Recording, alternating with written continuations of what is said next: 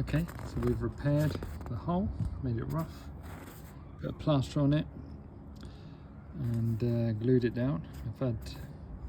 Pumped it up a little bit, so it's a bit, see if it will stretch. And now, this is the bit where you see it has just been a waste of time, or we're good to go. So what we'll do is we'll take this, a tub of water,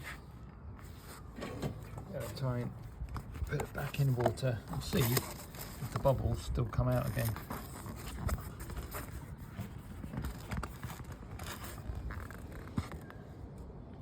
There's no bubbles coming out, we're good.